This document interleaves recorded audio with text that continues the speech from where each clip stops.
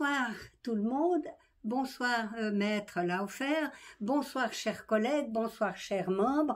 On vous l'a dit, ce soir nous allons débattre de la problématique des héritages, de l'acte de faire ou pas un testament avec Maître Laufer, notaire à Lausanne. Faire son testament, ce n'est pas toujours simple et surtout si dans la fratrie, il y a un enfant en situation de handicap et en plus qui est institutionnalisé, ça complique encore un peu. En plus, et c'est pour tout un chacun, monsieur le notaire ne me contredira certainement pas, si l'héritage n'a pas été pensé, discuté, avant son décès, bien sûr qu'il n'y a pas de testament, cela peut induire facilement des tiraillements, même des bagarres dans les familles. Bon, vous allez me dire que pour faire un héritage, il faudrait avoir un patrimoine, c'est-à-dire quelque chose à donner. Certes, mais il y a toujours quelque chose à donner. S'il n'y a pas une maison ou une fortune, il y a des objets auxquels on tient, des tableaux, des bijoux, et ça peut être important pour les membres de la famille.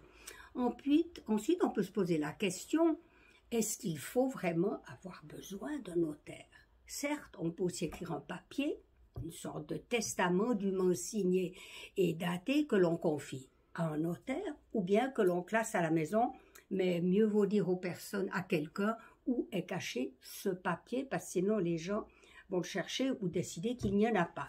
Certes, ce n'est pas toujours facile de penser à sa mort, mais dans l'intérêt de sa famille, avec ses enfants, dans l'intérêt de l'enfant en situation de handicap, c'est important de le faire. Personnellement, oui, avec mon mari, on l'a fait, et avec un notaire.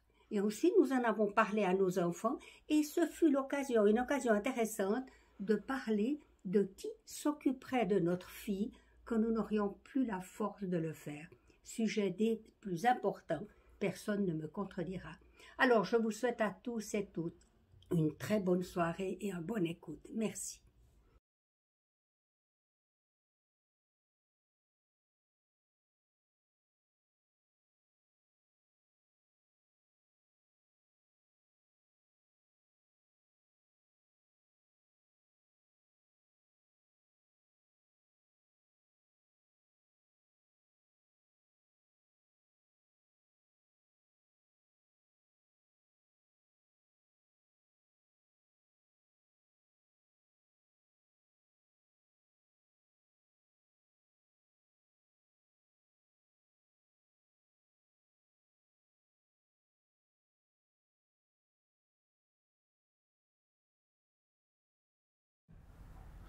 Bonjour madame, bonjour monsieur. C'est une première pour moi de faire une conférence par ce biais technique qui est lié à la situation sanitaire. J'espère que la manière qu'on a de communiquer fonctionnera pour que ce que j'ai à vous dire, vous puissiez intervenir et que j'entende vos interventions. Je vous prie d'excuser d'ores et déjà différentes choses. C'est un exercice auquel je ne suis pas habitué, donc peut-être que je ne serai pas bon pour ce qui est de la communication, de la présentation. C'est pas mon métier, je vous prie de m'en excuser. Autre chose, il y a des termes qui changent en termes matière juridique. Et par exemple, on parle plus de pupille, on parle plus de tuteur, on fait des termes beaucoup plus, des périphrases pour parler de ces différentes personnes. Alors, tuteur, c'est devenu curateur, ça va. Pupille, c'est devenu la personne concernée ou la personne qui est sous mesure de curatelle. Vous m'excuserez s'il m'arrivera peut-être de me tromper, d'utiliser le terme de pupille. Il semble que c'est stigmatisant, j'en suis désolé, je ne vois pas ce qu'il y a de stigmatisant là-dedans, mais enfin, je sais que ça ne devrait plus s'utiliser. Si je le fais, je vous prie de m'en excuser. Voilà, après ces quelques petits mots qui sont des introductions sommaires, je me propose de vous exposer en quelques mots en quoi consiste le droit successoral suisse si vous ne prenez aucune disposition successorale. Donc si vous décédez sans avoir laissé de testament, la loi prévoit tout un système pour déterminer qui sera héritier de quoi. Et à partir du système légal, on verra quelles sont les contraintes du système et quelles sont les zones de liberté que vous avez si vous voulez faire un testament. Et puis on finira avec quelques pistes possibles pour le cas où il y a dans vos descendants, vos héritiers possibles, une personne qui est concernée par des mesures de curatelle, donc une personne handicapée. Donc je reviens au système légal suisse. C'est les articles 457 et suivants qui déterminent comment qui est héritier dans le système suisse. Les premiers héritiers, c'est les descendants. Les descendants, c'est ce qu'on appelle la première parentèle. Et dans la première parentèle, il y a d'abord les descendants directs, les fils, filles de la personne qui veut faire son testament. Puis il y a si un des descendants prédécède et qu'il laisse des enfants, les petits-enfants viennent à la place de celui des descendants qui est décédé, prédécédé. Donc ça, c'est la première parentèle. Et puis ensuite, il peut se trouver qu'on n'a pas de descendants. Et dans ce cas-là, on regarde s'il y a, donc la première parentèle, c'est les descendants, il n'y en a pas. On regarde la deuxième parentèle. La deuxième parentèle, elle est composée par les pères et mères et les descendants des pères et mères. Donc si vous pensez à votre situation personnelle, vous pensez, est-ce que j'ai mon papa, ma maman? Oui, non. Est-ce que j'ai des frères et sœurs? Alors par exemple, vous avez encore votre maman, mais plus votre papa. Et vous avez deux frères, par exemple. Alors, si on prend la deuxième parentèle, vous n'avez pas d'enfant, on prend la deuxième parentèle, vous avez votre maman qui fait la moitié de la parentèle, et puis l'autre moitié représentée par votre père qui n'est plus là, il est prédécédé, il est représenté par vos deux frères, c'est l'hypothèse qu'on a imaginée, et donc vous avez votre mère qui est héritière pour une moitié dans la deuxième parentèle, et vos deux frères dans la parentèle de votre père qui sont héritiers pour l'autre moitié, donc un quart chacun. Donc ça, c'est la deuxième parentèle, les pères et mères. Et leurs descendants, c'est-à-dire vos frères et sœurs et les enfants de vos frères et sœurs, donc vos neveux et nièces. Deuxième parentèle. Et puis, il se peut que la deuxième parentèle soit aussi vide, que vous n'ayez plus ni vos parents, ni frères et sœurs. Et dans ça, là, on monte à la troisième parentèle, c'est-à-dire les grands-parents. Et là, vous en avez en principe 4 possibles. Et donc, il y a 4 têtes de parentèle qui peuvent recevoir. Et puis, si une des têtes de parentèle ne reçoit rien parce qu'elle est prédécédée, on regarde si elle a laissé des descendants qui sont donc pour vous des oncles et tantes, des frères et sœurs de vos pères ou mères, ou des descendants de ceux-ci, donc des cousins germains pour vous. Donc avec ça, on a le système des parentèles. Et s'il y a quelqu'un dans une première parentèle, dans une parentèle d'un rang moins élevé, il hérite à la place de ceux qui sont d'un rang plus élevé dans la même branche. Donc, si vous avez votre mère et c'est plus personne d'autre que votre mère, et puis vous avez encore vos grands-parents du côté de votre père prédécédé, ça s'arrêtera à votre mère. Système des parentèles. Et puis, on a à côté du système des parentèles, la position du conjoint. Le conjoint, comme vous avez remarqué, j'ai parlé de descendants, de père et mère, de frères et sœurs, de cousins, de cousines, c'est des systèmes qui sont les liens, entre guillemets, les liens du sang. Le conjoint, c'est celui avec lequel on est marié ou lié par un pacte de solidarité. Ce conjoint, ou ce qu'on appelle les pacsés aujourd'hui, le conjoint a droit à des droits différents selon avec qui il est en concours dans la succession dans votre succession. Si il y a des descendants, le conjoint a droit à la moitié. Si les descendants à l'autre moitié, donc vous avez 3 enfants, votre conjoint à la moitié, les 3 enfants, 1/3 chacun de l'autre moitié, donc 1/6, d'accord? Ça c'est système simple. Ensuite, si on a un conjoint qui est en concours, il n'y a pas de descendants, vous avez juste un conjoint, et vous avez encore peut-être votre père ou votre mère ou des frères et sœurs. Le conjoint a les 3/4 et le père ou la mère ou les frères et sœurs qui sont encore en vie ont un droit légal au quart.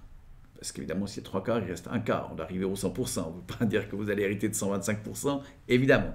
Donc, le conjoint, il a droit à 3/4 s'il est en concours avec la deuxième parentèle. Et puis, s'il est en concours avec la troisième parentèle, il a le droit au tout. Et puis, alors on peut n'avoir ni descendants, ni conjoint, ni première parentèle, donc deuxième, troisième parentèle, personne. Ça arrive, c'est pas fréquent, mais ça arrive. Et dans ce cas-là, c'est l'État qui est héritier. L'État, dans le canton de Vaud, ça signifie le canton pour moitié, la commune pour l'autre moitié. À partir de là, c'est les règles légales. Donc, on peut s'écarter de ces règles légales moyennant qu'on a la capacité de disposer. La capacité de disposer, ça suppose qu'on est majeur et qu'on a le discernement. Le discernement, ça se décompose en capacité volitive et capacité cognitive, c'est-à-dire la capacité d'apprécier une réalité, connaître la réalité dans une certaine mesure. On ne va pas vous demander d'être un savant détaillé pour considérer que vous avez une capacité cognitive. On regarde que vous êtes capable de vous déterminer, que vous êtes capable de percevoir normalement l'environnement dans lequel vous évoluez. Et puis la capacité volitive, c'est celle de se déterminer par rapport à cet environnement. Donc, il faut ces deux éléments, être majeur, avoir donc 18 ans révolus, et avoir le discernement pour pouvoir prendre des dispositions. Prendre des dispositions, ça signifie que vous pouvez faire un testament qui s'écarte des règles que je viens de vous expliquer, ces règles légales, où on a la première, la deuxième, la troisième parentèle, le conjoint, concourt avec les uns ou les autres. On peut s'écarter de ces règles, mais le législateur qui a posé ces règles exige que certains héritiers qui sont particulièrement proches de la personne qui fait son testament, certains héritiers ont une réserve, c'est-à-dire ils ont droit à un minimum dans la part de celui qui fait son testament. Aujourd'hui, les réservataires, ce sont d'abord les descendants, c'est le conjoint et les pères et mères. Je dis aujourd'hui parce qu'on verra plus loin que ces règles sont en train de changer.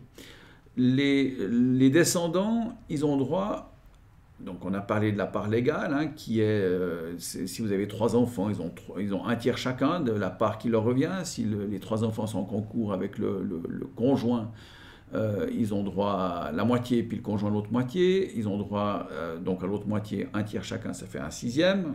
C'est l'exemple que je vous ai donné tout à l'heure. Et sur ce sixième de chaque enfant, ils ont droit chacun, alors c'est malheureusement très compliqué, à 3/4 de cette part légale. Ça, c'est pour les descendants.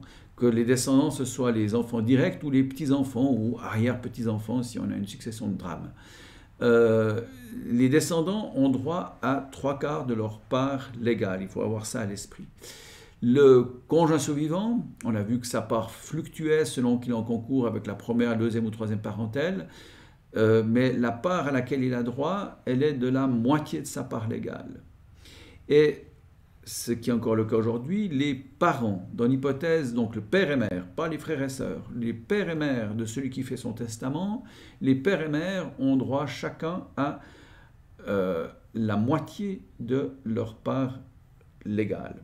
Donc si vous avez un conjoint, votre père ou votre mère, vous devez laisser, vous avez pas de descendants, votre conjoint a droit au minimum à la moitié de sa moitié, donc un quart, et vos pères et mères, ou votre mère ou votre père qui sont survivants, à la moitié du quart dont il est légalement attributaire, donc la moitié du quart, c'est un huitième. Donc si on fait le tout, si vous n'avez qu'un conjoint et vos parents, vous avez 3 huitièmes qui sont réservés et 5 huitièmes dont vous pouvez disposer librement. Je vous explique ça comme ça, j'ai ça en tête, j'espère que je vous le rends d'une manière digeste, peut-être qu'il viendra des questions, je crois que vous pouvez en poser et puis on reviendra là-dessus. Je vous expose ça pour que vous compreniez qu'il y a un système, que vous n'ayez, c'est pas nécessaire d'avoir à l'esprit le système très exact, parce que ce que je vous recommanderais, je vous le recommande déjà maintenant, c'est que si vous êtes amené à prendre des dispositions et qu'il y a dans vos héritiers, je crois que si vous m'écoutez ce soir, c'est parce que vous venez par le biais d'Insieme Evo qui s'occupe des familles ou des enfants handicapés, donc il vaut clairement mieux s'avancer sur les pas d'un juriste parce que c'est un peu plus compliqué. Mais on le verra plus loin. Donc, je vous explique ça pour que quand votre réflexion avance là-dedans, vous sachiez que vous ne pouvez pas simplement dire « allez, on donne rien à lui, on donne tout à elle » et des choses comme ça.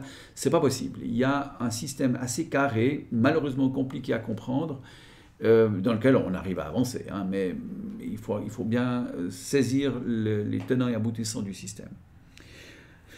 Je continue, après vous avoir parlé des réserves, en vous parlant de l'article 473 du Code civil. L'article 473, il prévoit une exception en faveur du conjoint survivant quand votre conjoint est aussi le parent d'une partie au moins de vos descendants. Si vous avez un conjoint qui est partenaire enregistré aussi, si vous avez un conjoint et des descendants communs avec lui, vous pouvez imposer à vos enfants qu'ils acceptent que sur la part que vous instauriez sur votre succession, un usufruit sur la totalité de la succession en faveur du conjoint survivant.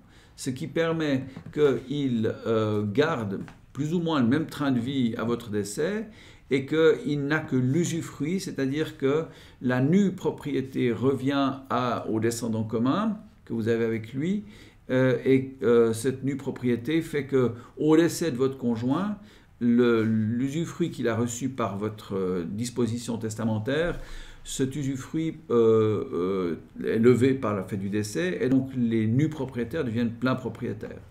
C'est une manière de laisser au conjoint survivant une situation aussi proche que possible de celle qu'il avait de votre vivant. J'ai ensuite abordé les libéralités entre vifs, c'est l'article 475. Vous pouvez faire des donations entre vous et vos héritiers, essentiellement vos enfants. Vous pouvez les faire en toute liberté, mais il faut savoir que les libéralités entre vifs sont sujettes à deux cautèles. D'abord, si c'est des libéralités, elles peuvent être, si elles sont présumées, rapportables. C'est-à-dire que, je prends les chiffres, si vous faites une... excusez-moi. Les libéralités rapportables, excusez-moi, c'est celles que, je prends les chiffres, je le disais, si vous avez une fortune, admettons, de 1 million, et vous voulez donner 300 000 francs à un de vos deux enfants, si vous les cédez, la question c'est, vous aurez, puisque vous avez donné 300 000 francs, il vous reste 700 000. Si on dit que la donation est rapportable, l'enfant qui a reçu 300 000 devra rapporter les 300 000 qu'il a reçus. Et si on dit qu'elle n'est pas rapportable, eh bien, elle la garde. La chose, c'est que l'autre enfant, si on rapporte, on mettra les 300 000 en plus des 700 000 que vous aviez au départ, et donc chaque enfant aura 500 000. Et au final, ils auront des droits égaux. Si on dit qu'elle n'est pas rapportable, vous avez 700 000, je fais un exemple très simple, en admettant que rien ne bouge une fois que la donation est faite. Vous avez donc 700 000 à votre décès, et donc vous avez deux enfants, chaque enfant reçoit 350. Mais si chaque enfant reçoit 350, celui qui a reçu 300 000 de votre vivant pour une libéralité, en réalité il a reçu 350 à votre décès, plus les 300 qu'il a reçus de la libéralité entre vifs, et donc il a reçu 650. Tandis que l'autre, il a reçu que 350. Et donc, si on dit qu'une libéralité n'est pas rapportable, eh bien, on peut, dans la mesure où on ne laisse pas les règles de la réserve. Et c'est là où on arrive à un autre problème des libéralités. Donc, il y a les libéralités une libéralité, excusez-moi, on ne pourrait pas les donations, c'est peut-être le terme plus habituellement utilisé, une donation. Quand vous faites une donation à de vos enfants, si vous la faites devant notaire, il vous dira évidemment, est-ce qu'elle est rapportable? Oui, non. Donc, c'est rapportable, c'est l'exemple que je vous donnais tout à l'heure. Est-ce qu'on tient compte des 300 000? Oui, non. Si c'est rapportable, c'est qu'on en tient compte. Si c'est pas rapportable, c'est qu'on n'en tient pas compte. Et alors, on voit bien qu'on peut dire qu'elle n'est pas rapportable, mais qu'en mettant une libéralité non rapportable, eh ben, c'est assez facile. On donne tout du vivant à celui des enfants qu'on veut favoriser, et puis après, ben, il reste deux fois rien dans la succession, et puis on a éliminé les difficultés qu'on pourrait imaginer en favorisant ceux qu'on veut favoriser. Et alors, ça c'est donc la question de la donation rapportable, c'est l'article 626 et suivant. Et puis il y a l'article 527 qui précède, qui parle des réductions. Les réductions, c'est une autre opération qui est prévue dans le droit successoral. C'est que si vous avez fait des libéralités trop importantes, si vous les avez fait, alors l'article 527 définit quels sont les cas où, si elles sont faites dans les 10 ans qui précèdent la réserve, s'il s'agit d'avance d'oirie, différents cas. Si vous avez fait des libéralités rapportables, mais que vous avez prévu non rapportables, et que ces libéralités lèsent la réserve d'un héritier réservataire, il peut ouvrir action en réduction. Je reprends mon exemple. Vous avez 1 million, vous avez 2 enfants, on va encore être plus carré, vous donnez 500 000 francs à un enfant et puis vous lui dites c'est pas rapportable. Si vous dites c'est pas rapportable, en réalité on sait que chaque enfant, donc quand vous avez 1 million, chaque enfant a droit à 3/4 de sa part, donc 400 000. Ça c'était la réserve de chaque enfant. Hein, puisqu'ils ont droit chacun à 3/4 de la part qui lui revient, la moitié. C'est d'ailleurs pas tout à fait vrai, c'est pas 400 000, c'est 3/4, c'est, pardon, enfin, les 3/4 de 500 000, c'est 125 000, c'est 250, 375 000, voilà, pardon. C'est 375 000 la part auquel on doit chacun des enfants. Maintenant, on revient au million. Si vous avez donné 500 000 à un enfant, puis vous avez dit c'est pas rapportable, et puis vous décédez, vous laissez dans votre succession 500 000. Si vous décédez en laissant 500 000, chaque enfant aura droit à 250 000.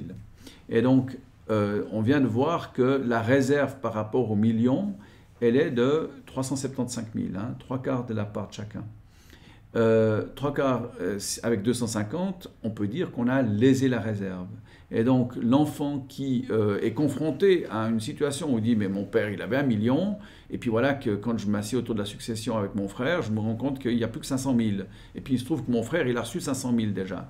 Donc si je le laisse faire, moi j'aurai que la moitié des 500 000, donc j'aurai 250, et puis mon frère qui a déjà reçu 500, il va encore recevoir 250 sur la part de mon père, et donc au final il va avoir 500 plus 250, il va avoir 750 contre moi 250, c'est pas juste. Et ce qui est surtout pas juste, c'est que par rapport au million, j'ai droit au minimum à ma réserve de 375. Donc il va ouvrir action en réduction pour obtenir les 125 qui manquent contre son frère qui a reçu les 500 000.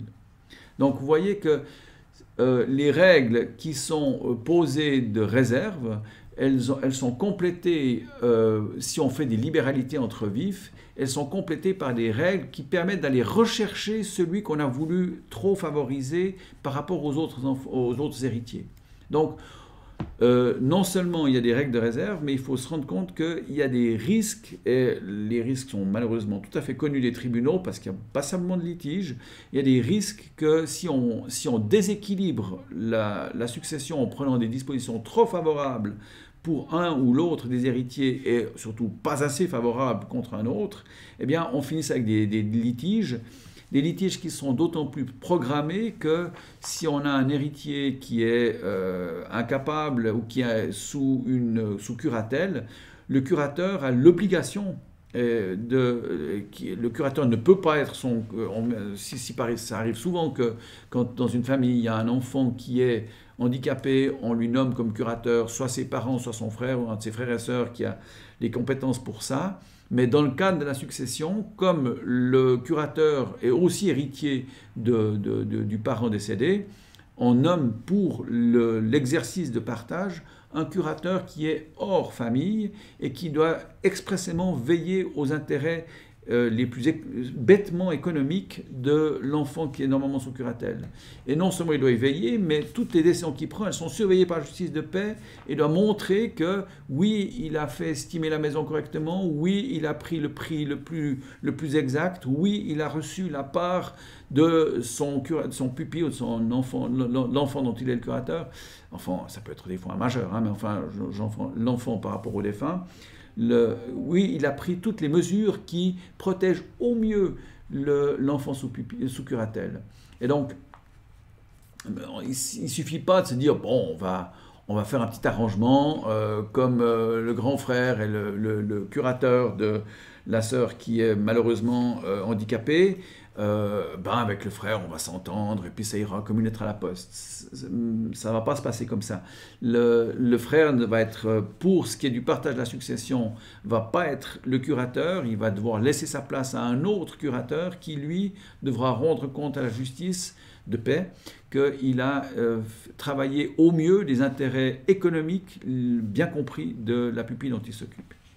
Donc, ces actions en réduction, par rapport, donc j'ai parlé du rapport et de la réduction tout à l'heure, c'est aussi des notions juridiques que j'ai essayé de vous résumer, qui sont relativement complexes, mais qui doivent juste, comme quand je vous parlais des parts légales et des parts réservataires, que vous vous rendiez compte qu'on est dans un univers où le législateur avait comme souci de préserver au mieux les intérêts des personnes qui sont parfois plus faibles.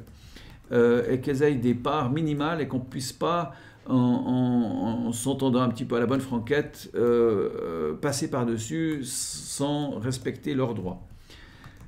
Voilà, en quelques mots, les quotités disponibles, les règles sur la quotité disponible et les libéralités entre vifs. Il existe encore une autre institution dont je vais parler quand même en quelques mots, c'est l'exhérédation. On peut exhéréder un de ses notables. Ça vaut la peine de parler d'exhérédation que pour les héritiers réservataires. Un héritier légal qui n'est pas réservataire, comme par exemple un frère ou une sœur, il n'y a qu'à faire un testament en disant si vous n'avez qu'un frère comme héritier légal, vous pouvez dire voilà, j'institue héritier, une institution qui me plaît bien, un ami avec lequel j'ai des bons contacts, ou n'importe. Par rapport à un héritier non réservataire, ce n'est pas un problème. En revanche, par rapport à un héritier réservataire, vous ne pouvez donc pas vous écarter de la réserve. Sauf si celui-ci a commis des actes qui sont admis par le Code comme cause suffisante pour exhéréder celui-ci. Alors, c'est l'article 467 qui parle de l'exhérédation et en quelques mots, je vous dis juste ce que prévoit le Code. Pardon, j'ai dit... non, c'est 477, je me suis trompé.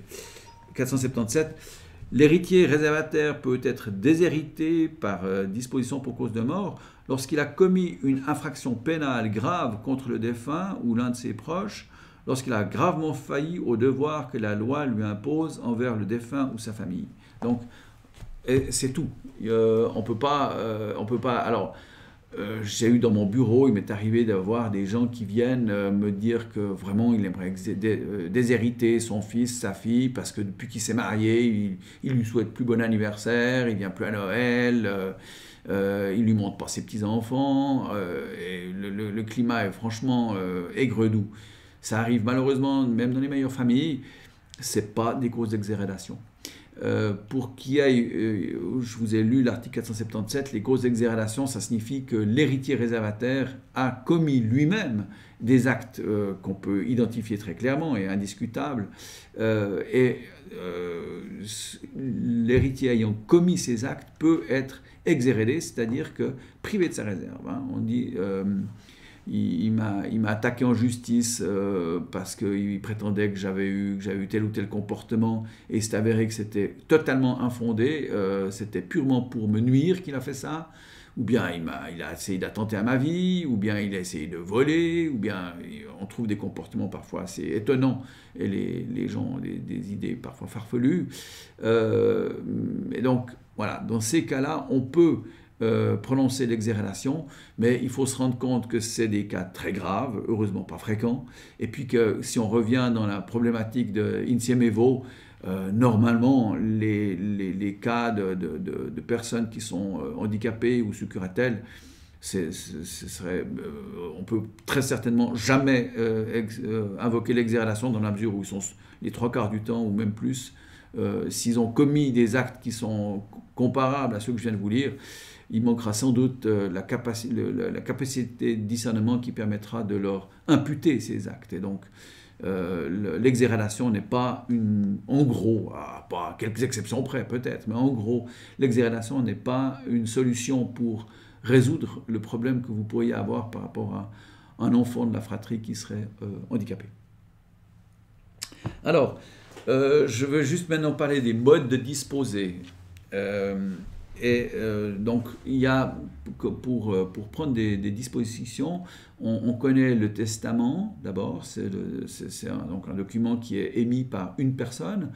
Parmi les testaments, il y a le testament holographe, c'est-à-dire celui qui est écrit à la main. Il y a le testament oral, mais ça c'est très rare, c'est quand on est en danger de mort et puis qu'on n'a pas le temps d'écrire et qu'il faut que quelqu'un soit à côté de vous, 2 témoins, et prennent vos dispositions, aillent les disposer immédiatement à la justice de paix. Et une fois que, et si vous n'êtes plus dans les circonstances de mort où vous avez pris ces dispositions restent valables pendant 14 jours et après vous êtes supposé les avoir retranscrites et donc elles sont plus valables. Donc on est vraiment dans des situations, c'est en gros, alors je ne vous cache pas qu'au début de la crise du Covid, on ne savait pas comment ça allait évoluer et on a tous les notaires, on a très clairement rafraîchi nos règles sur le fonctionnement du testament oral, parce qu'on s'est imaginé le pire avec une mortalité monstrueuse et puis que les gens soient là à gauche à droite à dire des testaments en dernier recours en vitesse alors qu'ils ne pouvaient plus faire quoi que ce soit d'autre.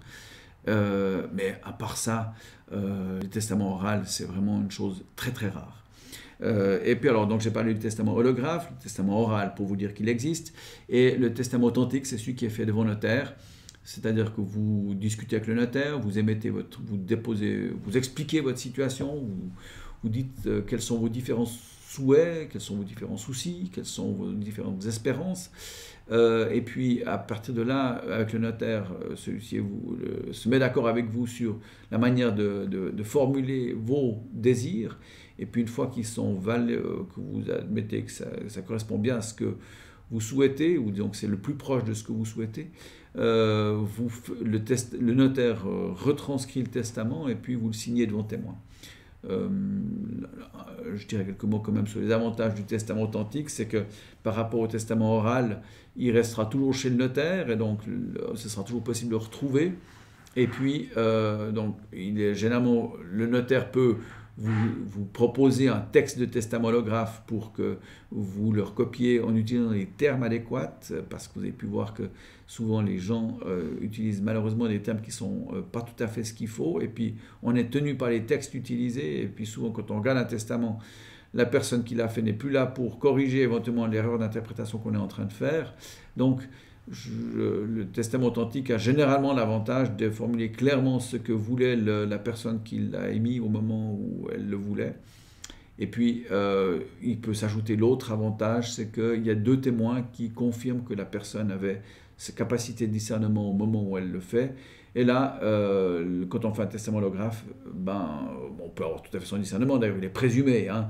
Mais si dans la suite de l'existence, vous êtes malheureusement frappé d'une maladie, ou bien que certains pensent qu'il y avait un des enfants qui était peut-être un petit peu violent avec vous, qui était menaçant, on pourra éventuellement dire qu'en réalité le testament était fait soit à cause d'une perte de discernement, parce que c'est malheureusement la maladie qui vous a rattrapé par la suite, ou bien effectivement vous êtes en discernement problématique, ou bien il y avait des erreurs graves, ou bien il y avait de la contrainte, et vous n'étiez pas libre d'exprimer clairement vos volontés. Donc tous ces risques qui peuvent être tout à fait inexistants, et c'est le cas dans beaucoup de familles, qu'il n'y a pas de toutes les menaces qui pourraient planer autour d'un testament holographe,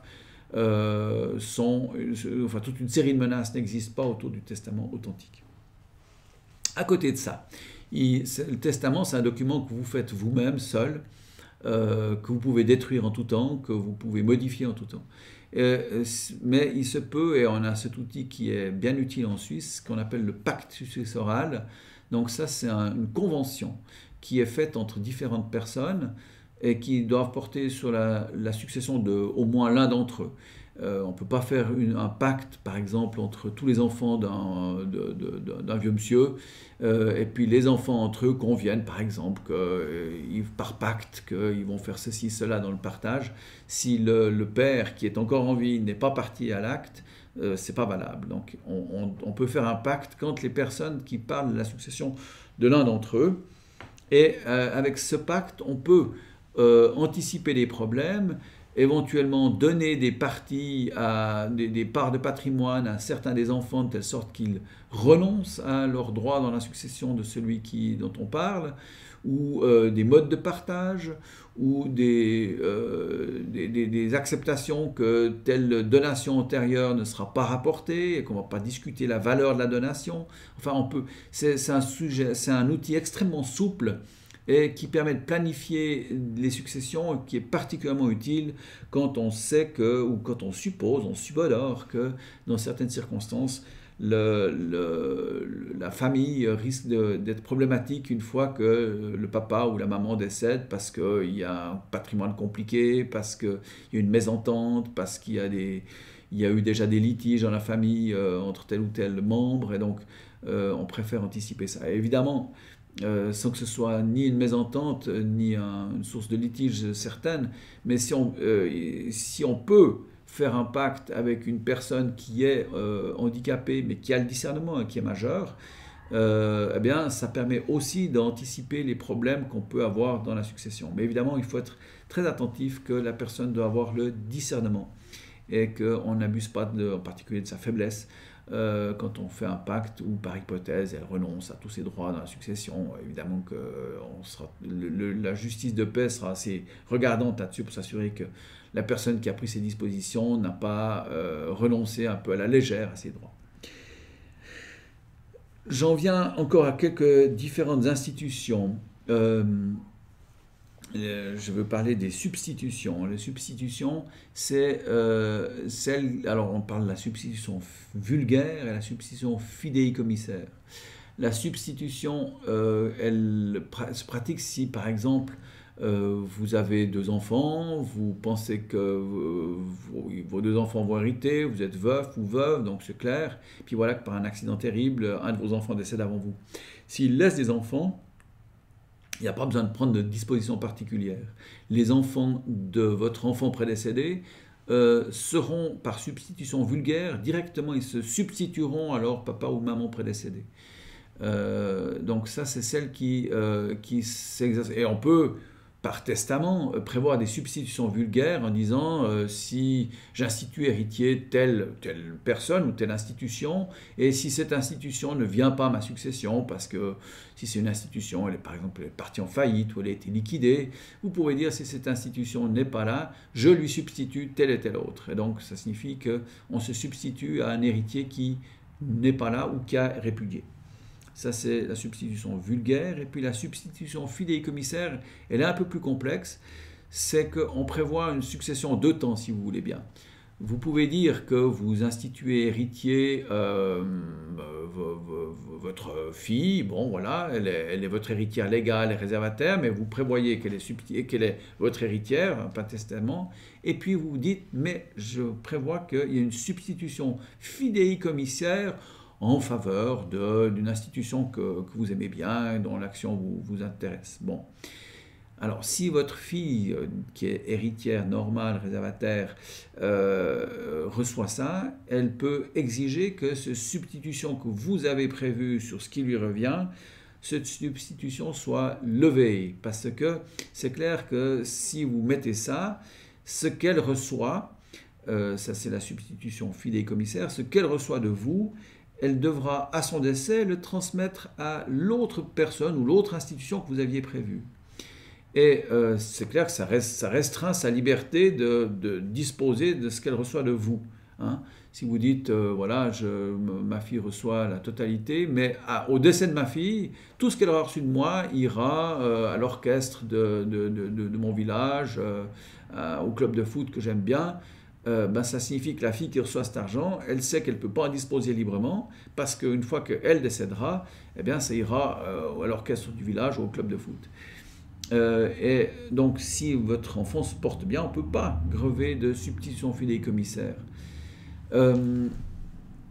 J'ajoute encore qu'il y a 2 substitutions fidéicommissaires. Il y a la substitution fidéicommissaire pour le tout.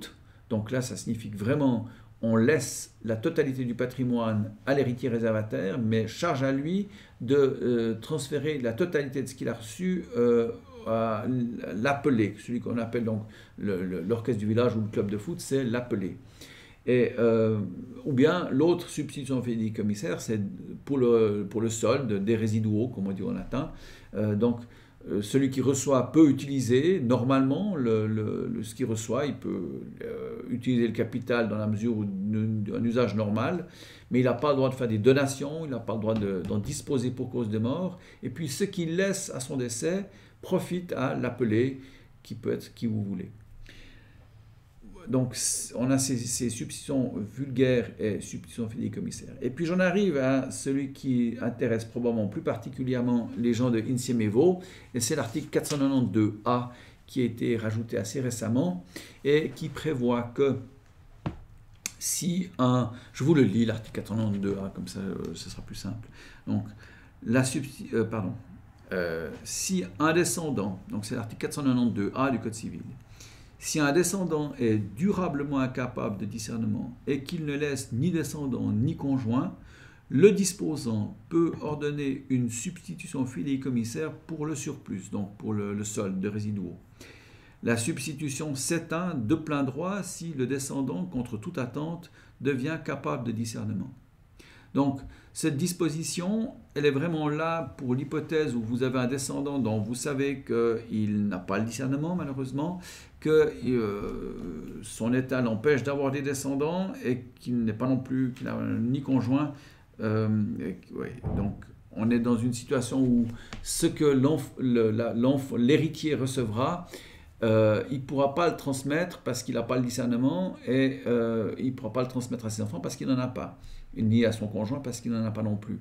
Et donc, dans ce cas-là, on peut dire qu'avec l'article 492A, vous pouvez dire que mon fils, ma fille X qui est en institution, et puis peut-être préciser de quel trouble il est affecté, la part qui revient à mon fils est grevée d'une substitution fidéicommissaire pour le surplus en faveur de, et puis c'est là qu'on met le nom ou de l'appelé, qui peut être une autre personne, ça peut être un des frères, une sœur de la personne qui est malade, ou ça peut être une institution, vous êtes libre de favoriser qui vous voulez. Mais donc, par rapport à ce que je vous disais tout à l'heure, si l'enfant a le discernement, ou s'il a des descendants, ou s'il a un conjoint, cet article 492A n'est pas utilisable et on ne peut pas grever la part, notamment la part réservataire de l'enfant ou de l'héritier réservataire, on ne peut pas la grever d'une substitution fidéicommissaire pour le surplus. Alors cet outil qui est nouveau permet pour les parents qui ont l'inquiétude d'avoir un enfant dont ils se disent bon, il va hériter avec ses frères et sœurs, je ne sais pas, la moitié du tiers de notre argent, de notre maison, de notre patrimoine. Puis après, qu'est-ce qui va se passer? Et alors bon, si il y a des frères et sœurs, c'est des héritiers légaux, et donc les héritiers légaux récupéreront. Mais il n'y a peut-être pas d'héritiers légaux, parce que c'est votre enfant unique, ou bien il y avait des frères et sœurs, malheureusement ils sont prédécédés, et donc puis ça vous fait quand même mal au cœur de penser que voilà, vous laissez tout à votre enfant, mais derrière il n'y aura pas d'héritier auquel vous pouvez penser, puis vous n'avez rien contre l'État, mais enfin c'est un peu vaste, et puis vous préfériez favoriser telle ou telle cause qui vous est chère, et donc, ou bien telle personne aussi, et vous pouvez alors remédier à cette absence d'héritiers légaux par le biais de cet article 492A qui vous permet de grever la part de l'enfant handicapé sans discernement ni descendant ni conjoint, de l'attribuer à quelqu'un d'autre. C'est important de bien avoir à l'esprit les conditions dans lesquelles on peut le faire et puis les intérêts que ça présente. Je parle depuis longtemps, mais j'ai bientôt terminé. Donc, je veux juste vous dire que je vous ai dit tout à l'heure que la réserve était en train de changer. Ça devrait entrer en vigueur au 1er janvier 2022. Maintenant, j'ai entendu ce chiffre, cette date, il y a plusieurs mois. Je ne sais pas si les problèmes de pandémie ont ralenti la procédure législative, donc il est possible que ce soit un peu plus tard, je ne peux pas vous le dire. Mais enfin, il y a une modification en cours qui prévoit, donc je vous ai expliqué, c'est une règle assez compliquée de la réserve. Les descendants, c'est 3/4 de leur part légale, et le conjoint et les pères et mères, c'est la moitié de leur part légale. Et donc l'idée de la modification, c'est que les parents, les pères et mères, ne soient plus héritiers réservataires. Donc on peut les ignorer dans l'hypothèse où on les a encore, et puis que c'est compliqué de composer avec eux, alors qu'ils sont nantis et autres. Donc ils ne seraient plus réservataires. Et les descendants n'auraient plus une réserve de 3/4, mais de la moitié de leur part légale. Et donc, ce serait une règle plus simple, que l'article 470 dirait simplement que la réserve est de la moitié de la part légale, tant pour le conjoint que pour les enfants. Et donc, cette diminution de la réserve signifie que vous avez une plus grande quotité disponible. Hein, ce qui est réservé, vous ne pouvez pas en disposer librement, tandis que ce qui n'est pas réservé, c'est ce dont vous pouvez disposer librement. C'est pour ça qu'on appelle la quotité disponible. Et donc actuellement, dans le cas classique où on a un conjoint et les enfants, le conjoint et les enfants ont ensemble comme réserve 5/8 et la quotité disponible est de 3/8. Et si on applique ce nouveau droit, eh bien on passera d'une quotité disponible de 3/8 à une quotité de 4/8, donc la moitié. Vous pourrez disposer librement de la moitié.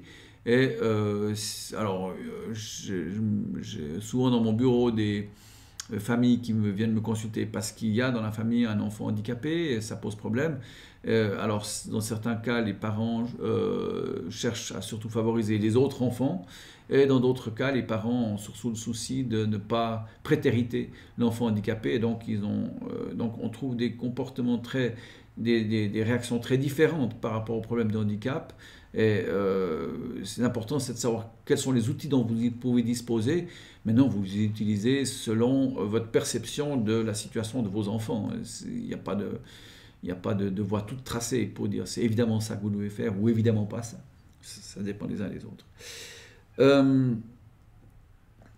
En dernier lieu, je dirais que pour les outils dont vous pouvez disposer, je pense que vu qu'il y a cette modification de la réserve, un des éléments qu'il faudrait avoir à l'esprit, c'est de prévoir si vous voulez réduire vos héritiers en particulier, parce que c'est assez fréquemment le cas, si vous voulez réduire votre héritier qui est incapable ou celui qui est handicapé, le réduire au minimum pour ne pas empiéter sur la part des autres héritiers, de prévoir que vous appliquez les règles qui sont celles en vigueur à l'ouverture de votre succession.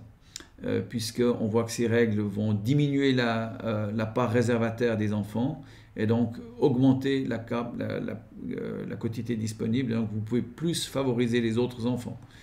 Ou bien alors, si vous voulez que ce soit effectivement la réserve actuelle, alors il faut dire la réserve de 3/4 de la part de mes enfants et spécifier que par rapport au changement qui devrait se produire, vous voulez bien rester sous l'empire du droit actuel et non pas du droit nouveau qui sera là dans 1, 2, 3 ans. On verra. L'autre outil, c'est donc cet article 492A dont j'ai parlé, qui permet de prévoir une succession à votre héritier qui serait incapable de discernement. Et puis, dernière chose, si vous voulez planifier, le dernier outil, c'est le pacte successoral. Mais évidemment, c'est un outil très délicat dans la mesure où il faut bien montrer qu'on on ne cherche pas à tordre l'enfant qui est malheureusement handicapé en lui faisant avaler des choses qu'une personne normalement constituée n'accepterait jamais, quoi. Donc il faut pas abuser de ce système, mais c'est un outil possible selon les configurations patrimoniales. J'en ai fini avec cette petite présentation qui m'était quand même assez longue. J'espère que vous m'avez suivi. Je suis un petit peu désolé, c'était aride. Je continue avec des questions qui ont été adressées au secrétariat d'INSIEM Evo. Alors, si vous voulez bien, je commence avec les questions que j'ai reçues chronologiquement. Je vous lis la question que j'ai reçue et puis je vous donne 2 ou 3 mots de réponse à laquelle que je pourrais suggérer à la personne qui m'a posé la question. Donc, je lis les questions et je vous donne les réponses. Ma fille handicapée qui vit en institution va hériter de toute ma fortune. Mais lorsqu'elle s'en ira, qu'adviendra-t-il de cette fortune, sachant que je n'ai pas d'autres enfants, ni frères et sœurs? Donc, on voit que la personne qui pose la question, elle a comme seul héritier, la personne ne parle pas de conjoint, donc on parle de l'idée qu'il n'y a pas de conjoint. Donc il n'y a qu'un seul enfant qui est handicapé en institution. Il n'y a personne dans la deuxième parentèle. Hein. Elle dit qu'elle n'a ni frère ni sœur. Je suppose qu'elle n'a pas non plus ses pères et mères. Elle a peut-être des cousins, des cousines. Bon, ça c'est valable pour elle. Mais si la personne qui prend une disposition n'a pas de... Si elle a des cousins... si la fille qui est handicapée hérite, on dira que les parents de la personne qui prend les dispositions sont la troisième parentèle déjà, hein, puisque en descendance, on doit remonter 2 crans pour arriver aux parents. Et donc, si elle n'a plus ses grands-parents, pas d'oncle et tante, elle n'a pas non plus de cousins et cousines. Et donc, si elle ne fait rien, dans le cas qu'elle, je répète, hein, ma fille handicapée qui va en institution va hériter de toute ma fortune, mais lorsqu'elle s'en ira, qu'adviendra-t-il de cette fortune, sachant que je n'ai pas d'autres enfants, ni frères ni sœurs? Donc, au décès de la fille handicapée, ça va à l'État. Et donc, dans un cas pareil, on peut laisser aller la mécanique, et l'État, s'il y a de la fortune, ben, il sera tout content de la prendre. Mais la personne qui me pose cette question peut faire un testament, il faut le faire avec soin, en vérifiant que la fille handicapée a ou non le discernement, qu'elle est ou non majeure, est-ce qu'elle risque, est-ce qu'elle est susceptible d'avoir des enfants, oui, non. Et donc, si toutes les conditions de l'article 492A que j'ai lu tout à l'heure sont réunies, on peut imaginer qu'il y a une substitution fidéicommissaire pour le reste en faveur de la personne qui me pose cette question veut. Je continue avec une question suivante. Y a-t-il une différence pour une succession d'un adulte en situation de handicap mental sous la curatelle? Alors, je ne sais pas si je comprends bien la question, hein. Je répète la question. Y a-t-il une différence pour une succession d'un adulte en situation de handicap mental selon la curatelle? Donc, si je comprends bien, c'est donc c'est un adulte qui décède, la succession d'un adulte qui est et il est il a une curateur, il est sous curatelle. Alors là, il faut voir si le handicap lui laisse ou non le discernement, et s'il a le discernement, il peut faire un testament. S'il n'a pas le discernement, curatelle ou non, son testament ne sera pas valable. Et au fond, le fait d'un curateur a cet effet qu'il serait prudent qu'il a une attestation médicale qui dit que malgré la curatelle, il a le discernement. Mais comme je le disais tout à l'heure, le discernement se présume, donc il peut y aller comme ça, avec le risque que le testament soit contesté en disant il était sous curatelle, il ne savait pas ce qu'il disait, et puis qu'on commence à vouloir casser le document. C'est clair que si on a un document médical qui dit monsieur ou madame X à cette date a le discernement, je le certifie, moi docteur, et puis hop, c'est signé papier. Ça fortifie beaucoup le testament. Et là encore, si c'est fait par un notaire, eh bien, il y aura les témoins qui attesteront que la personne avait le discernement. Donc, alors, si c'est comme ça qu'il faut comprendre, voilà, je répète, j'ai peut-être pas tout à fait compris la question, mais c'est comme ça que je réponds. Droit entre frères et sœurs lorsque l'un avec handicap est sous curatelle, reçoivent-ils tous la même chose? Donc, comme je vous l'ai dit, le fait d'être sous curatelle ne modifie pas les droits de chacun à recevoir la même chose. Donc, s'il y a une curatelle et il n'y a pas de testament, admettons qu'il y a 2 enfants, ben, ils reçoivent chacun la moitié. C'est aussi simple que ça. Et alors les parents qui pensent à faire le testament peuvent laisser le régime légal en cours. Ils peuvent dire notre enfant qui est handicapé, il a déjà une vie pas drôle, donc on va lui donner la réserve. Pour qu'il aille encore un peu plus, parce que de toute façon, si on le laisse à son quotidien, ce ne sera vraiment pas assez. Ou bien ils peuvent dire, de toute façon, il est pris en charge par les institutions, et donc ce qu'on laisse, autant le laisser à celui qui se porte mieux ou qui n'a pas ce problème, et donc on va favoriser le ou les enfants qui sont pas atteints dans leur santé. Il n'y a pas une chose qui est juste et une chose qui est fausse. Il y a différentes réactions, il y a différentes situations, et c'est en fonction de la situation qu'effectivement certains comportements peuvent être un peu bizarres, mais on ne peut pas le dire comme ça dans l'abstrait. Il faut voir des cas concrets, et puis dans les cas concrets, on peut regarder, on peut dire oui, c'est effectivement plus ou moins opportun ou pas. Mais donc, je reviens à la question, droit entre frères et sœurs, lorsque l'un avec handicap est sous curatelle, reçoivent-ils la même chose? Oui, ils reçoivent la même chose, mais les parents peuvent faire des testaments en renvoyant à la réserve qui est celle qui est en vigueur à l'ouverture de la succession. Et comme on l'a dit, ça peut être en faveur du bien portant ou en faveur de celui qui est sous curatelle. Ou en faveur d'autres personnes. La quotité disponible, ça peut être encore une autre cause qu'on veut défendre, une autre personne qu'on veut gratifier. Autre question. La question concerne la succession d'un domaine viticole entre mes deux fils, dont le cadet est atteint de polyhandicap et sous curatelle de portée générale. Comment procéder pour que le bien soit protégé d'une éventuelle mainmise de l'État sur la part qui revient à la personne en situation de handicap?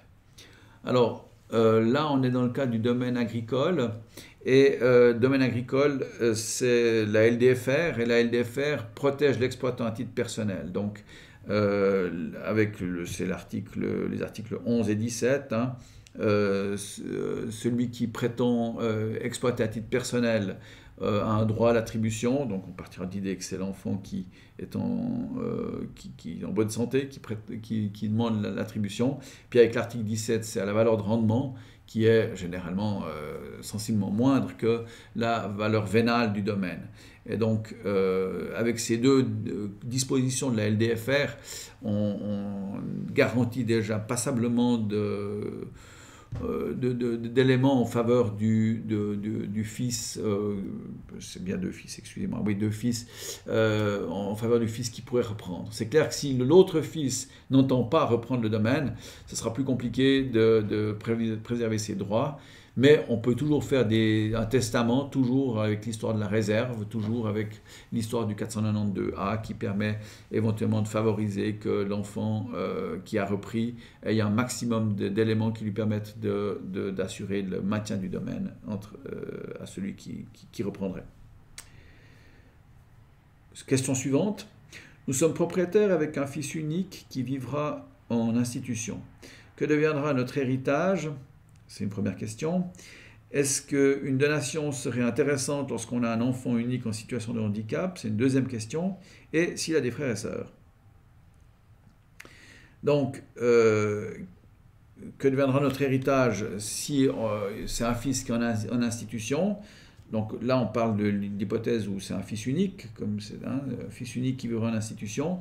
Il faut voir si ce fils unique a des oncles et tantes, des cousins et cousines.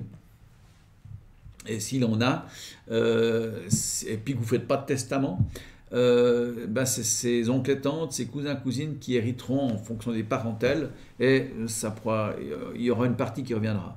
Comme je vous l'ai dit, ce n'est pas des réservataires, c'est les oncles et tantes, c'est de même que les cousins et cousines, ce n'est pas des réservataires. Donc vous pouvez faire un testament et vouloir favoriser quelqu'un ou une institution, de telle sorte que le patrimoine de cet enfant unique aille dans une direction que vous voudriez, si possible, anticiper.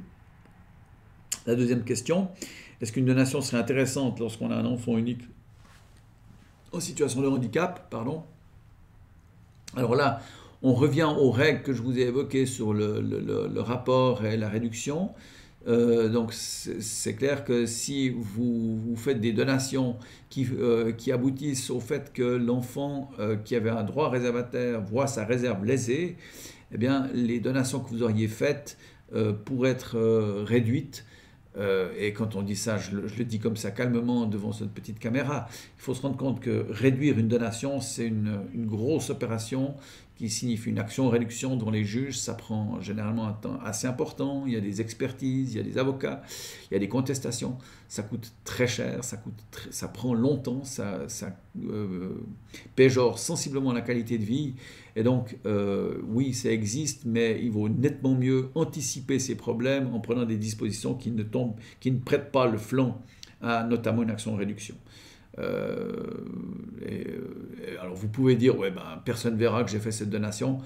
Peut-être, peut-être. Aujourd'hui, il faut se rendre compte que si vous faites une donation, une libéralité, il y a quand même les impôts qui sont aujourd'hui bon, évidemment, si ce n'est pas connu des impôts, on ne va pas parler même de ce qui est non déclaré, parce que là, on est de toute façon dans un domaine que comme notaire, je ne pratique pas, voilà.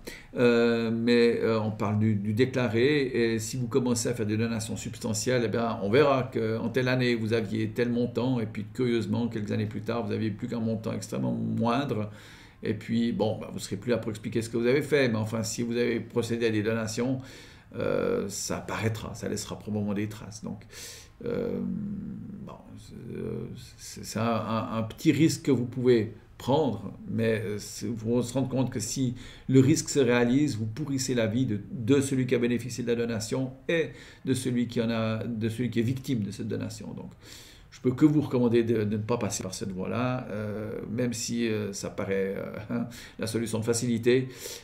Si elle s'avère être un piège, c'est vraiment pas un cadeau que vous faites à vos héritiers d'avoir voulu esquiver les règles de la loi. La troisième question, s'il a des frères et sœurs, donc là on en avait déjà parlé, hein, c'est des héritiers légaux, c'est pas des héritiers réservataires de votre enfant handicapé, mais si votre enfant handicapé reçoit avec ses frères et sœurs votre patrimoine et qu'il décède, eh bien à son décès, ses frères et sœurs sont les héritiers légaux qui recevront la fin ou ce qui reste de son capital. Et donc vous pouvez là aussi faire un 492.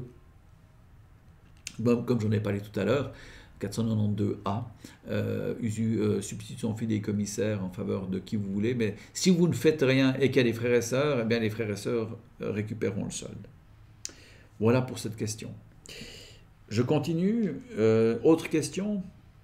Divorcé, unique représentante légale d'un fils unique né en 1997, nu propriétaire d'un bien immobilier, établissement d'un testament. Alors la question elle est lapidaire, elle est posée de manière très sommaire. Hein. Comme je fais ça sous le contrôle de INSIEME, je suppose que la personne qui pose cette question, le fils unique en question a un problème de handicap. Maintenant, est-ce qu'il a le discernement? Oui, non. S'il a le discernement, on ne peut pas utiliser le 492A, donc il recevra tout. Et puis, si il n'a pas le discernement, vous pouvez utiliser cette cotelle. Si vous avez un enfant unique, je ne sais pas si vous m'entendez, madame, oui, c'est divorcé, donc c'est une dame qui me pose cette question. Madame qui me posait cette question, si votre enfant unique se porte bien, il sera votre héritier unique et puis il n'y a aucune nécessité de faire un testament. Si malheureusement il a un handicap, vous pouvez faire un testament et vous pouvez le faire en fonction avec les cotelles que j'ai brossées tout à l'heure. Hein, donc il doit avoir sa réserve. Et puis, vous pouvez grever la part qui lui revient d'une substitution fidéicommissaire. Voilà, il s'agirait de voir plus avant comment se présente votre situation, mais je répète, si vous avez si votre enfant a des problèmes, je peux que vous recommander de faire un testament. Oui. Autre question. Je vis seul avec mon fils adulte handicapé et suis sa curatrice. Il y a une sœur qui vit loin et ne souhaite pas, lors de mon décès, s'occuper de son frère. Puis-je faire une différence de laisse entre l'un et l'autre, sachant que mon fils ira dans un établissement?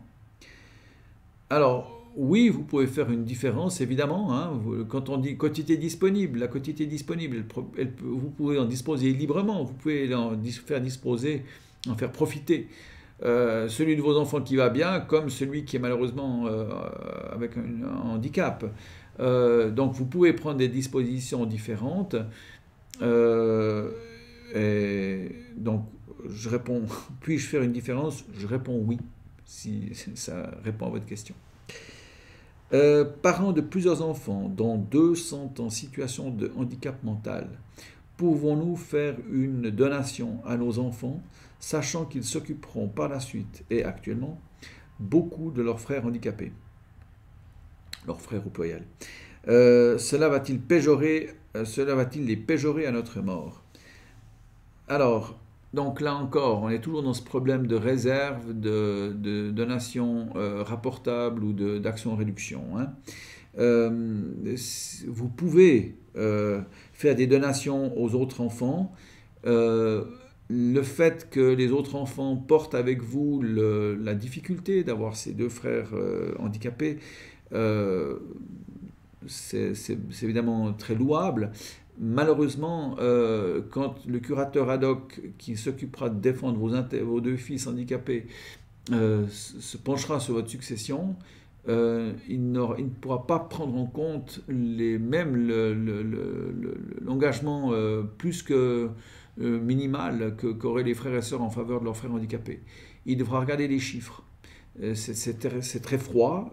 J'ai déjà participé à des successions où il y a des enfants handicapés et où on voit les parents qui portent à bout de bras ces enfants et puis on leur impose parfois des phrases qui font tout à fait mal, où on parle alors qu'ils essaient un peu de préserver les autres enfants, on leur vole dans les plumes comme si c'était des affreux. Et puis on voit qu'en réalité, dans les faits, ils font un travail magnifique pour les enfants handicapés. Et on sent que le discours de la justice de paix est parfois pas en phase avec la réalité humaine. C'est la réalité que veut la justice. Malheureusement, c'est celle d'une équité qui est très mathématique, froide. Et donc, le fait que les enfants fassent beaucoup, même si ce sera des co-héritiers qui auront droit... Alors, vous pouvez faire... Je reviens à ces testaments. Vous pouvez évidemment faire des testaments où vous renvoyez à la réserve, vous faites prenez des dispositions pour préserver les frères et sœurs qui ne sont pas handicapés, enfin préserver, les favoriser en quelque sorte, puisque eux porteront une partie de la charge que représentent ces 2 enfants handicapés, mais vous ne pourrez pas tenir compte de l'engagement, même que humainement c'est certainement ce qu'il y a de plus précieux. Mais vous ne pourrez pas, dans la balance, mettre ça, le fait que tous les samedis, ils vont faire ceci ou cela, des tas de choses qui sont faites.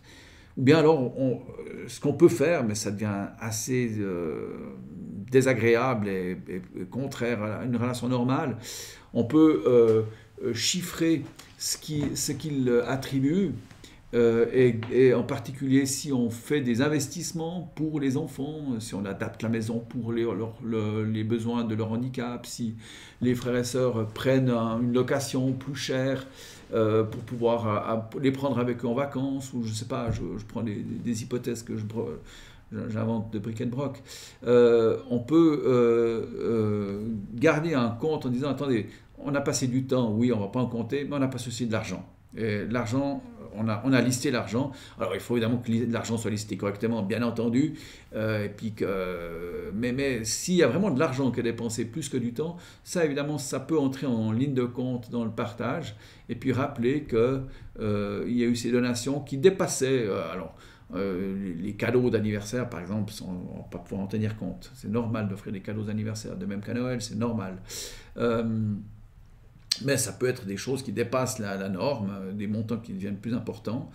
Et dans ce cas-là, par exemple, on achète une voiture plus grande ou avec des éléments qui sont adaptés au handicap. Ça coûte plus cher. Et ce plus cher qu'on a payé, on aimerait quand même qu'il en soit tenu compte, puisqu'on va être très à cheval sur les chiffres pour l'équité. Donc, c'est des chiffres dont on peut tenir compte dans le calcul en équité.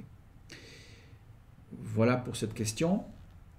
Je passe à la suivante, qui est assez longue. Mes fils Sébastien et Thierry, Thierry c'est une personne handicapée, ont hérité. suite au décès de leur papa, un bâtiment qui sert de dépôt de matériel à Sébastien pour son activité professionnelle. Sébastien aurait la possibilité de le vendre. Étant donné que Thierry ne pourra jamais utiliser ce dépôt et s'il y a une vente, est-ce que Sébastien est obligé de donner la moitié à son frère? C'est leur maman qui gère les affaires de Thierry. Peut-elle léguer la part de Thierry à Sébastien? Alors, le papa de Thierry et Sébastien est décédé, donc on part de l'idée que la succession a été transmise aux deux garçons, Sébastien et Thierry. Je pars de l'idée que les deux sont inscrits comme propriétaires en propriété commune. Sébastien a le discernement, Thierry est sous la curatelle de sa maman. Donc si Sébastien, qui est le seul à utiliser le bâtiment, vend, en fait c'est Sébastien et Thierry qui vendront. Et la maman de Sébastien et Thierry, qui gère les affaires de Thierry, ne pourra pas, sans l'accord de la justice de paix, procéder à la vente. Elle devra montrer que l'immeuble vendu est vendu à juste prix et que la moitié de ce qui revient au vendeur sera bel et bien attribué à Thierry. Et la justice de paix voudra une estimation du bâtiment faite par un tiers et voudra s'assurer que ce sera fait dans les règles correctes pour défendre les intérêts de Thierry. Et à la fin de l'exercice, la justice de paix demandera même la preuve que l'argent qui supposé revenir à Thierry est bel et bien sur un compte au nom de Thierry. Et ensuite, dans la suite de son mandat de curatrice, la maman devra donner des comptes à la justice de paix de ce qui est fait avec cet argent sur le compte de Thierry. Donc, on va aller vraiment dans le détail pour suivre le fait que Thierry est tout à fait préservé dans cette vente d'immeuble. Maintenant, je suis parti dans l'hypothèse où le bâtiment a été inscrit au nom des deux enfants, de Sébastien et Thierry. Il se peut qu'en fait, la succession ait été partagée, que Thierry a reçu de l'argent et que Sébastien a reçu seul l'immeuble. Et puis qu'en fait, Thierry n'est pas inscrit sur le bâtiment. Il n'est pas propriétaire avec son frère parce qu'il a reçu autre chose qui fait qu'il a reçu une part de succession suffisante. Si on est dans cette hypothèse, Sébastien peut vendre cet immeuble. Et s'il le vend, comme il est seul vendeur, il garde seul le prix de vente. Mais à voir la description de la question, je suppose que c'était plutôt la première hypothèse. Enfin, je laisse la personne qui m'a posé cette question mettre ma réponse dans la case qui correspond à sa situation personnelle. Je vais aller à la question suivante. Quelle solution pour une succession sans frère ni sœur, ni famille proche, uniquement pour mon enfant porteur de handicap de 8 ans? Je suis divorcé de son père et s'il m'arrive quelque chose, je ne veux pas que mon héritage ne serve. Je ne veux pas que mon héritage ne serve pas à mon fils et que ça soit géré par son père. Donc, il m'est envoyé sur le site de la fiduciaire Favre qui a des éléments de réponse. Donc, si je comprends bien la question, il y a donc un enfant de 8 ans handicapé, des parents divorcés, et le souci de la maman qui a seule la garde est que la totalité, si elle décède alors que l'enfant, à son décès, on ne mette pas comme titulaire de l'autorité parentale le père. Alors, c'est malheureusement je vois que dans des pays étrangers, notamment anglo-saxons, le fait de penser au curateur d'un enfant mineur est très répandu. Souvent, les Anglais ou les Américains me disent « Voilà, je veux que ce soit tel et tel qui soit curateur de mon fils si je décède », comme si c'était évidemment de leur responsabilité de le faire.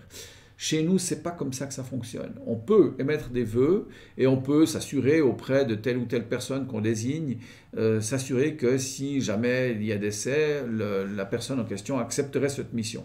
Soit dit d'entre nous, la notion de parrain et marraine qu'on connaît encore relativement fréquemment chez nous, les parrains et marraines, c'est ceux qui seraient supposés se substituer aux parents s'il y avait un décès alors que les enfants sont mineurs. Alors, on ne va pas parler de parrain et marraine, là, on va parler de personnes qui seraient nommées comme curateurs. Et donc, on peut le faire et la justice de paix ne va pas simplement s'asseoir sur les personnes désignées, en l'occurrence par cette maman qui a le souci de son fils de 8 ans. Mais la justice de paix aura comme premier souci non pas de respecter les volontés de la défunte, mais le bien de l'enfant de 8 ans. Et le premier bien de l'enfant de 8 ans sera quand même d'aller s'assurer si le père est fonctionnel pour assumer la garde de l'enfant.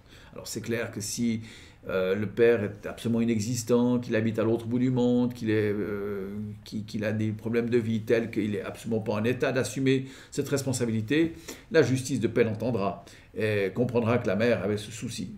Ça peut se trouver. Mais si le père, il ne s'entendait pas avec la mère, ils ont divorcé, ça c'est clair. Enfin, c'est un personnage normal, il ne s'entendait pas avec la mère, mais enfin, il est tout à fait en mesure d'assumer les charges de son fils handicapé.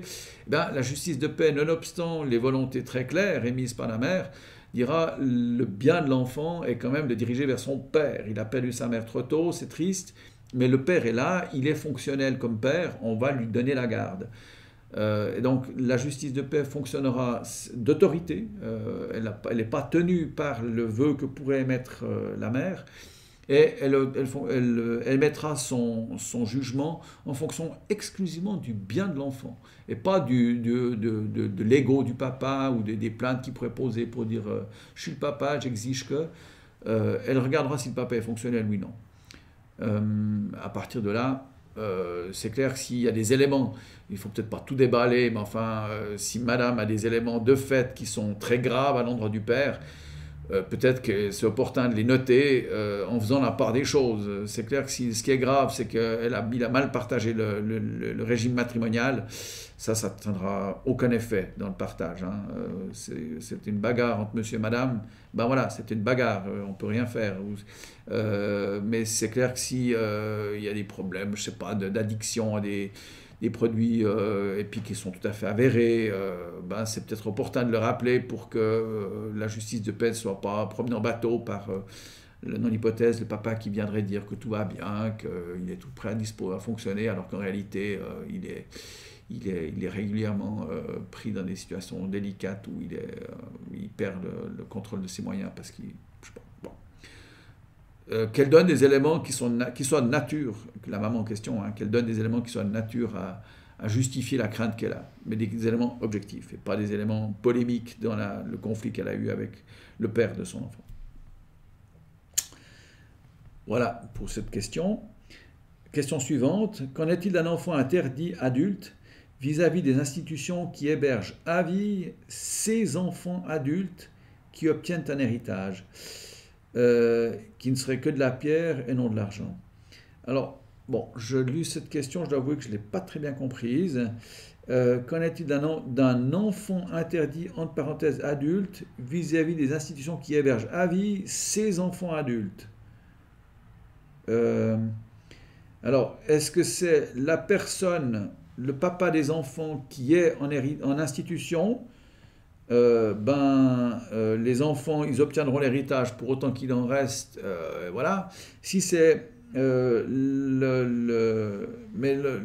le fait qu'il soit interdit, admettons qu'il a une maladie dégénérative ou il a un accident, on appliquera les règles légales, et puis s'il a perdu le discernement, il ne pourra pas faire de testament.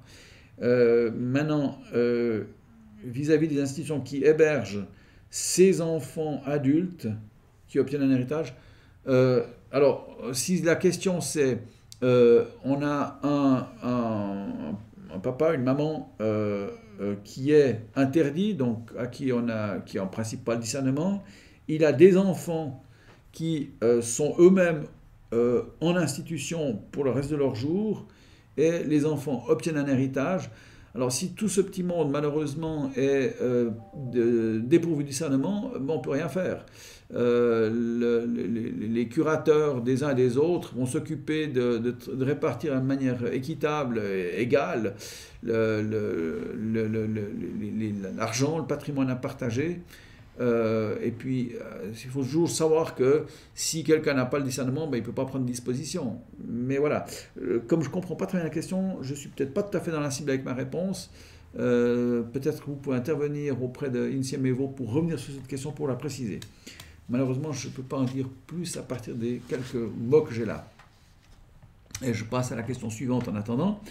Nous avons 2 enfants adultes, dont l'un vit en institution et est très handicapé.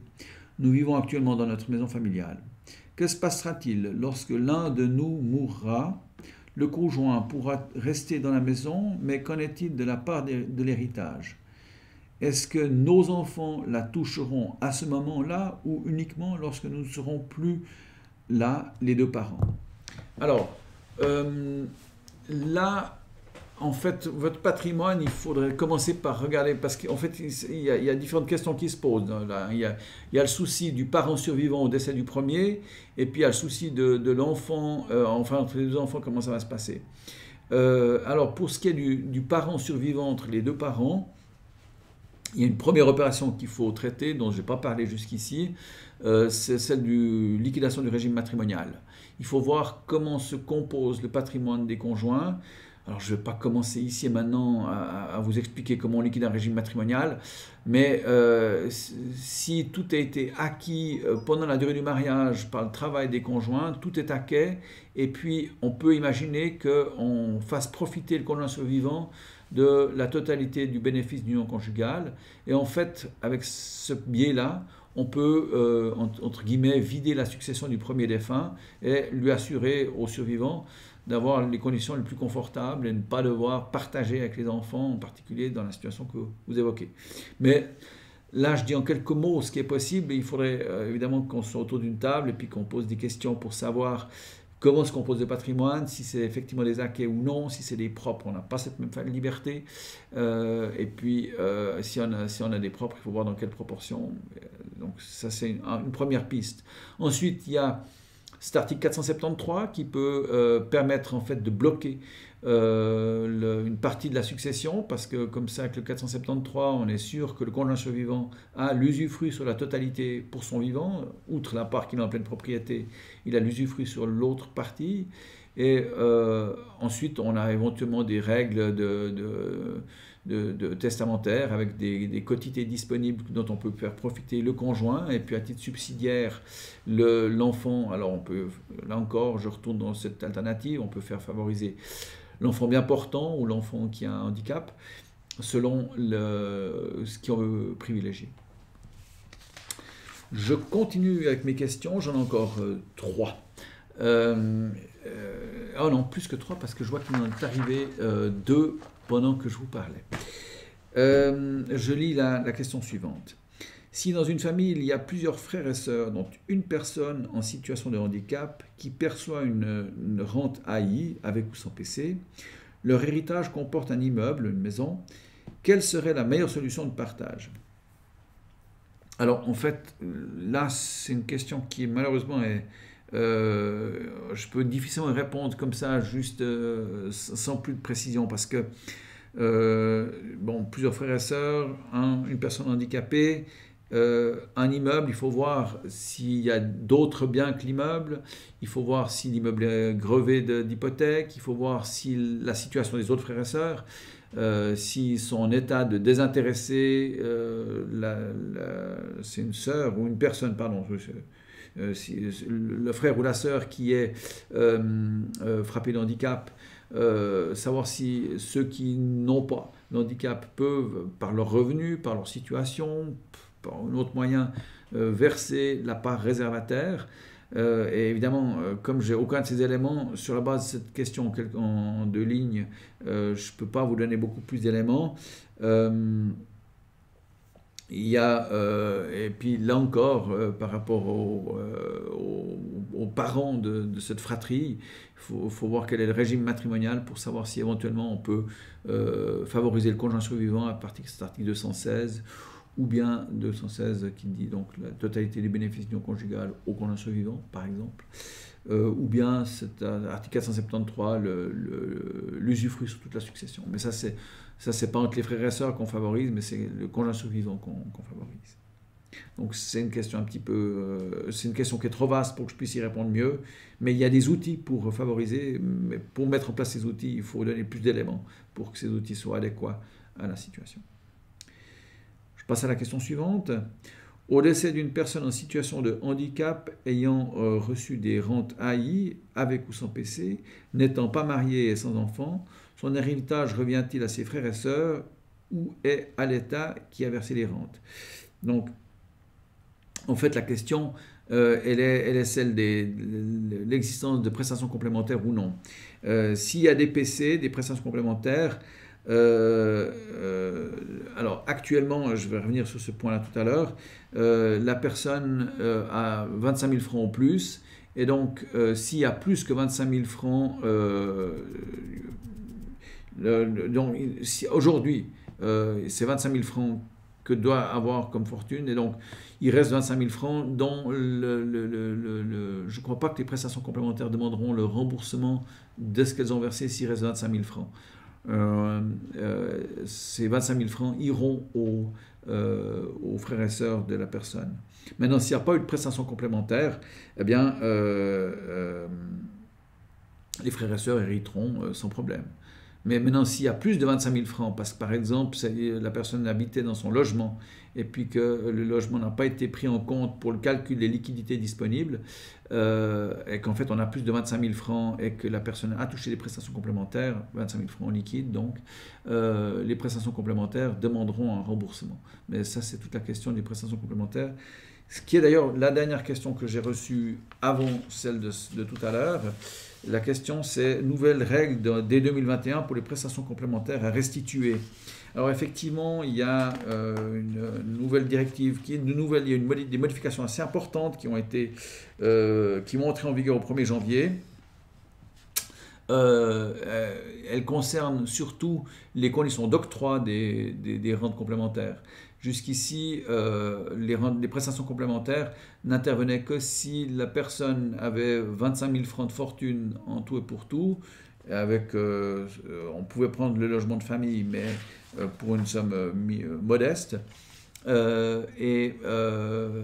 Si les gens étaient en couple, c'était 40 000 francs de fortune. Donc un couple marié, tant qu'ils avaient plus de 40 000 francs de fortune, ne pouvaient pas demander des prestations complémentaires. Et à partir du 1er janvier, ces règles ont changé. Pas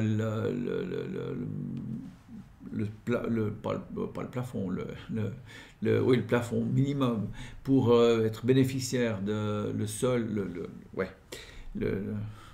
socle qu'il faut ne pas dépasser, c'est 100 000 francs par personne seule ou 200 000 francs par personne en couple. Qu'il faudra, si on a moins de 100 000 francs, on peut demander des prestations complémentaires, tandis que maintenant c'est 25. Donc l'État interviendra d'une manière plus généreuse et on passera pour les couples de 40 à 200 000. Donc là aussi, les prestations complémentaires interviendront de manière plus généreuse. Mais à partir de là, à partir du moment où l'État intervient, il surveillera de plus près comment la personne a utilisé le capital qu'elle avait au moment où elle bénéficiait de ces prestations. Parce que, pour revenir, excusez-moi, à la question, prestations complémentaires à restituer, les nouvelles directives prévoient que, je vous lis simplement la phrase, après le décès d'un bénéficiaire de prestations complémentaires, les prestations qu'il a perçues au cours des 10 dernières années devront être remboursées par ses héritiers. La restitution sera toutefois due uniquement pour la part de la succession qui dépasse 40 000 francs. Pour les couples, l'obligation de restituer commencera au décès de l'autre conjoint. Donc, c'est des règles qui sont plus souples, qui favorisent le conjoint survivant tant qu'il est survivant.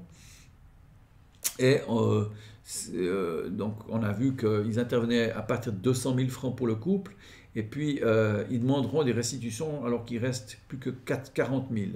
Mais on va regarder si la différence entre 200 et 40, comment est-ce qu'elle est intervenue. Si le bénéficiaire de prestations tape dans son capital très largement et fait des généreuses donations tout autour de lui, on pourra aller rechercher les bénéficiaires de ces donations. Tandis que, donc, jusqu'à 40 000 francs, les prestations qui diminueraient le capital jusqu'à 40 000 francs seront restituées. Excusez-moi. Voilà. Ce document est très lisible, très accessible. Je vous le présente à la caméra. Je ne sais pas si vous arrivez à le lire, c'est bon. Donc, c'est l'Office de l'AVS qui l'a mis à disposition, si vous tapez modification ou AVS modification dès 2021. Vous avez ça, c'est 8 pages d'un accès extrêmement aisé. et qui vous donne plus complètement ce que je viens de vous donner comme explication. J'arrive aux questions qui ont été posées pendant que je vous parlais, et je vous les lis maintenant. Est-ce que le type de curatelle joue un rôle quant à la succession? Une curatelle de portée générale a-t-elle une influence sur le droit de la succession? Alors non, le type de curatelle n'a aucune incidence.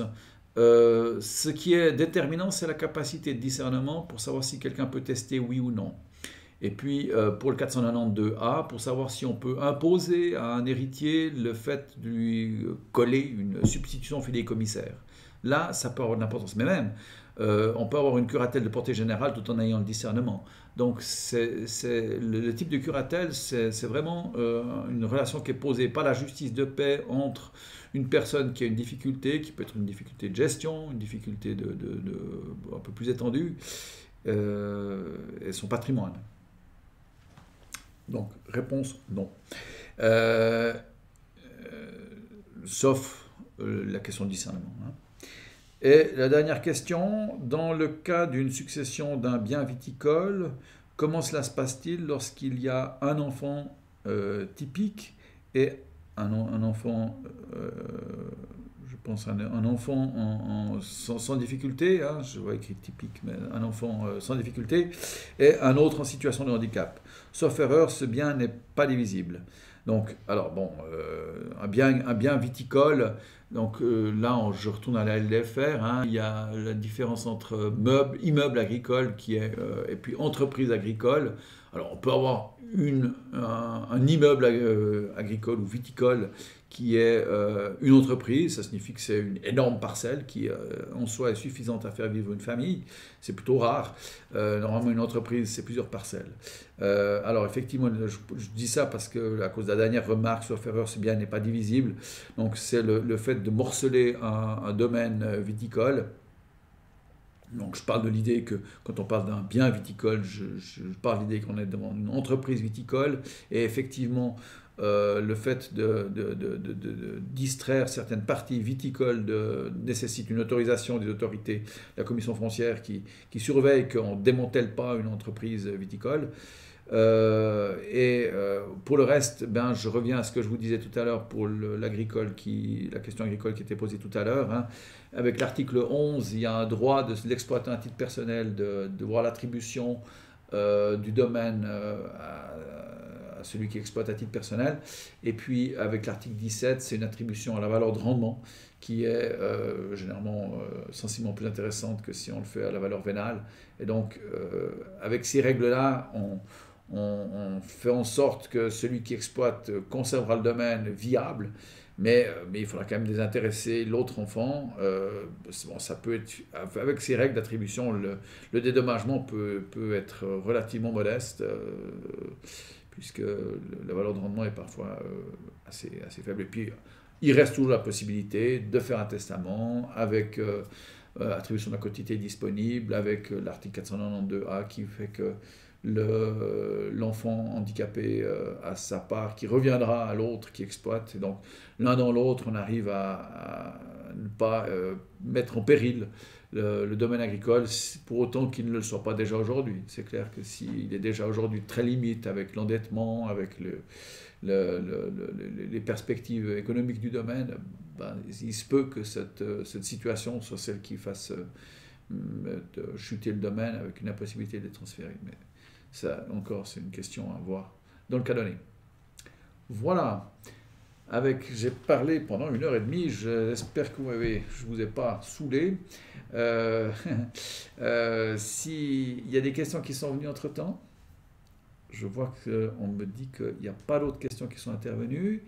Et donc, si on peut lever la séance ici, eh bien, je vous remercie de l'attention que vous m'avez portée. Et je vous laisse consulter votre notaire si les questions que j'ai soulevées posent des questions qui nécessitent d'être débattues avec un notaire. Allez chez votre notaire et posez-lui les questions plus précises que celles auxquelles j'ai répondu maintenant.